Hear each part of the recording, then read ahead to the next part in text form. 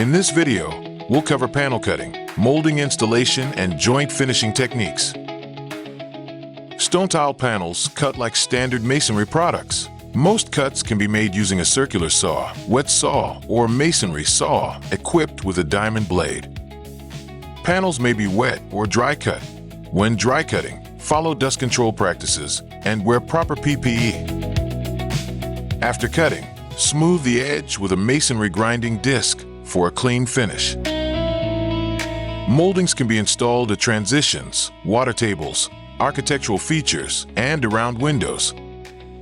As with the Stonetile panels, begin at the corner. For outside corners, cut the molding 1 inch in on the top profile at 45 degrees to form a standard miter joint. Ensure the 2 corner pieces meet cleanly as seen here. If needed, trim off top hangers to fit under the window flashing.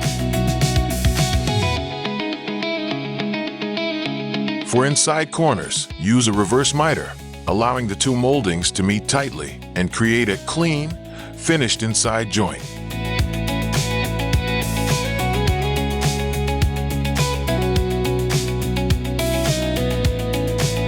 After installation is complete, finish the joints using Stonetile-approved polyurethane caulking.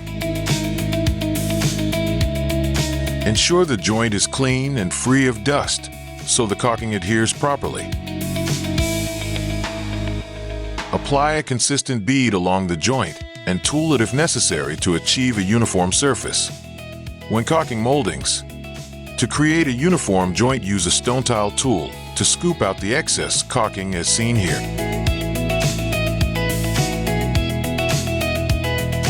Apply dust-free mineral sand to the caulking to create a textured, mortar-like appearance. These joints remain visible as intentional design features and are not blended into the stone. Once all joints are complete, brush or blow off any excess sand from the surface of the wall to prevent staining or buildup. Refer to the installation guide for full details.